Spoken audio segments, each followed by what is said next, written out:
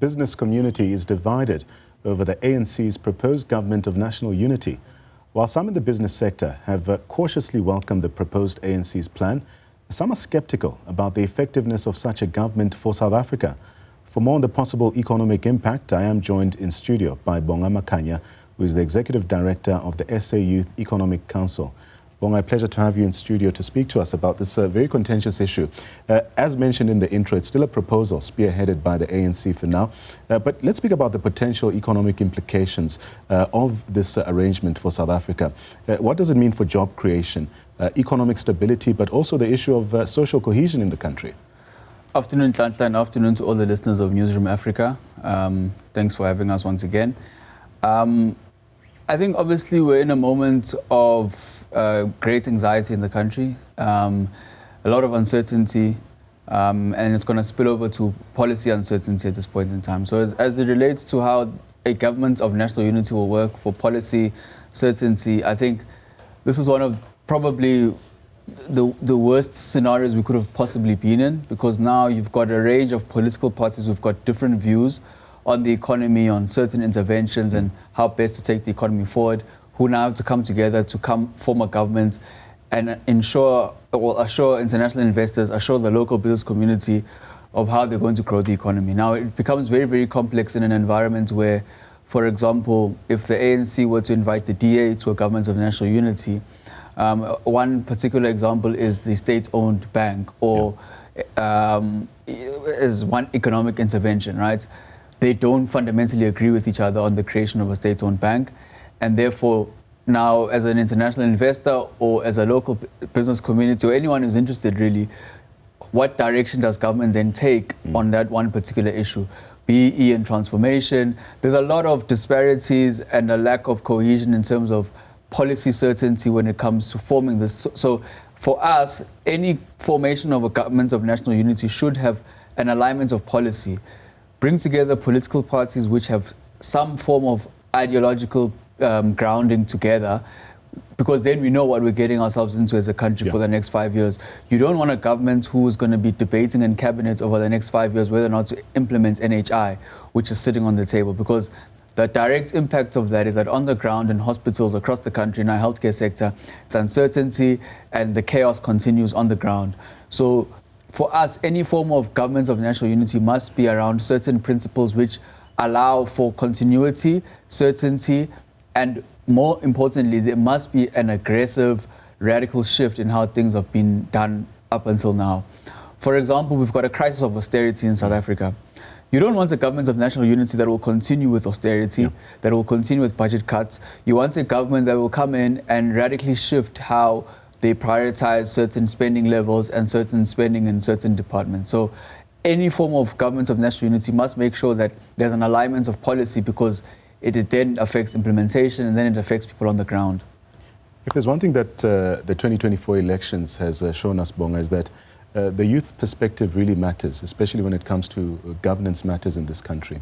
Speak to us about, well, in your view at least, how important do you think the youth perspective is, especially in formulating this GNU policy to really foster, call it innovation, entrepreneurship as well, but also sustainable development? Of course, I think any government that comes into, or any political party that comes into government, has to identify the issue of young people as the central focus in terms of intervention, because for us, the biggest problem that South Africa faces is around youth issues, whether it's education, or whether it's in the business sector, or whether it's in terms of finding employment. Now, it's got massive spillover effects in terms of the social repercussions when young people are not active, when you've got a crisis of 3.5 million young people in neither employment or training. So whether it's a government formed by the ANC and the DA, or ANC and the EFF, or ANC and anyone really, they have to make sure that the issues of young people are at the center of development, make sure that you prioritize spending youth for employment, as well as for business funding. A large part of the problem in previous administrations has been that in terms of DFIs and in terms of funding opportunities for young business people, there hasn't been a focus, or there hasn't been a real drive to make sure that there's meaningful funding opportunities for youth and SMMEs. The Department of Women and Youth is one of the least funded departments in the country. In fact, it's the least funded department, right? So a government that comes in now needs to make sure that we kind of change the attitude around spending when it comes to allocation of resources in governments. Create DFIs which will have a lot of money to fund young people. The NYDA is a great institution that's been created to look at issues of young people, but it's got an issue of being under-resourced and underfunded, and being one of the least funded SOEs and one of the least funded DFIs compared to your IDC, compared to your NEF, and compared to, for example, a DBSA, which has billions in terms of capital infrastructure or capital goods that it could actually finance. Whereas the NYD, I think the cap is around 250,000 Rand that it could actually spend on one person, but maybe like an NEF could spend up to like 75 million, your IDC could spend up to $1 billion. So when it comes to intervention around young people, you need more meaningful reform around institutions that can actually drive meaningful reform for youth in South Africa. And any government that comes in, that's why we're a bit more hesitant to say that a government of national unity that is centered around austerity, centered around liberal and conservative policies, for example, your DA and EFF+, we don't think such policies are going to radically or drastically shift the attitudes around young people. For example, we believe that the strengthening of SOEs and the greatest role of state-owned institutions, for example, would be good for youth development in South Africa. And that's why a government of national unity around an ANC, EFF, and left-leaning organizations would be very good for youth development in South Africa. Looking at the picture of Parliament, some analysts during the week have argued the fact that the average person or MP that you find in Parliament is probably over the age of 40 or 50. You know, and there is this conversation that's raging on for a need to have more young people represented in spaces like the National Parliament. Give us your view and observation in this regard. Of course, not just in Parliament. I think across all different strategic sectors of the economy and strategic sectors of governance in South Africa and in the political landscape. I mean, for example, we just recently had a situation where a 27-year-old CEO with 3 master's degrees has just recently been appointed here in the Johannesburg Development Agency. And there's been so much backlash, particularly from the DA, for example, which is saying and causing all sorts of, you know, superficial arguments as to why he shouldn't be the CEO, right? So the type of pushback that we have from political parties when young people start to enter strategic spaces is what pushes young people away from politics and from governance. So we need a shift in attitude from political parties that embrace young black excellence, that embrace young black professionals who have got the requisite skills. I mean, someone with 3 master's degrees from Wits University, from Stellenbosch, for example, is the most ideal type of candidate that you would need in governance. Right. There's not a lot of people who are leading in governance that even have a master's degree as a starting point, right? So we've always speak about wanting a highly skilled labor force, but as the minutes as young people start to occupy or start to get these skills and start to then knock on the right doors, there's an immediate pushback from those who are in these governance systems or in these institutions,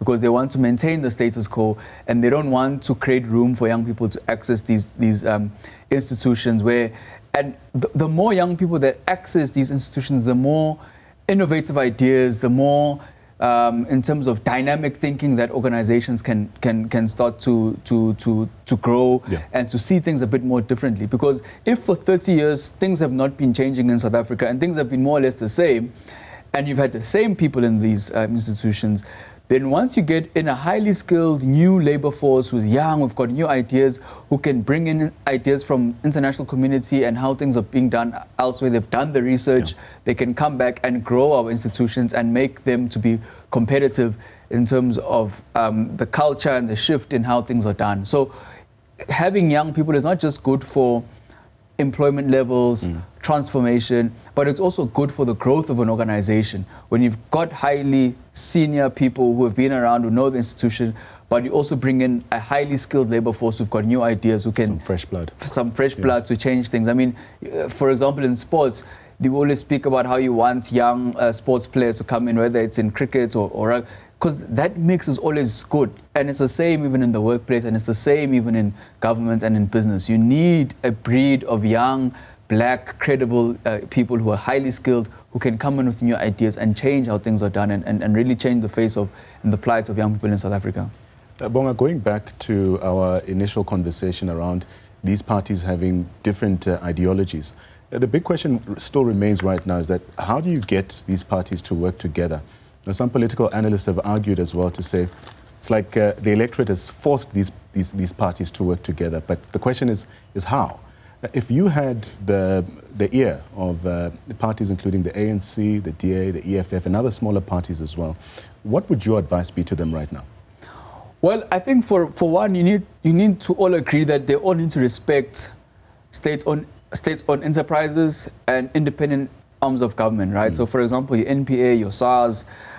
So there's some critical institutions in South Africa which I believe that should be devoid of political influence, and that will make sure that whatever political decisions are then taken by the executive, those institutions can have some sort of oversight to make sure that those decisions are not, for example, breaking the law, and we've still got a functional state. So the first thing would be to make sure that there's a respect for independent institutions in South Africa.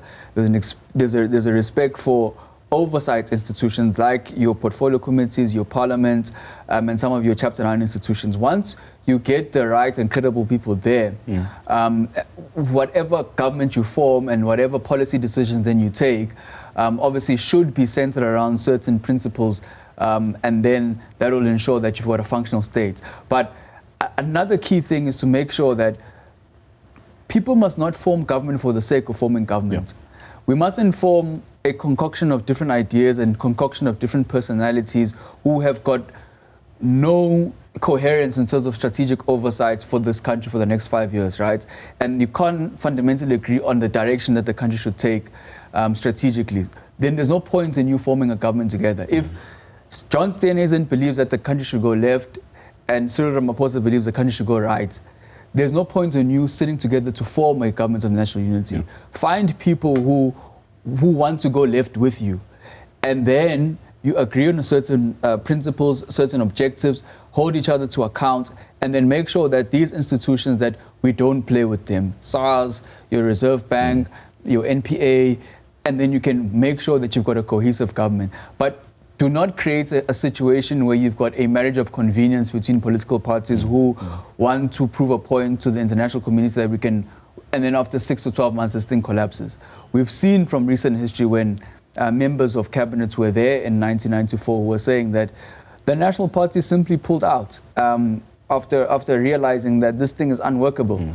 We're servicing different constituencies, we've got a different agenda, and there's just no coherence in terms of government way forward, right? So for us, it doesn't really matter whether you take a conservative or liberal approach, but make sure that everyone is taking that approach, and then so that you don't have a minister who is pronouncing left and the president is pronouncing right, which has been part of our problems, in the most recent years, where we've not really had policy certainty and policy one direction, right? So we need a government that is going to come in, be able to take a radical approach, implement policies which are coherent to all the values that they all agree on. But if we're all still bickering about which direction we should take, then it's not good for anyone to form a marriage of convenience now.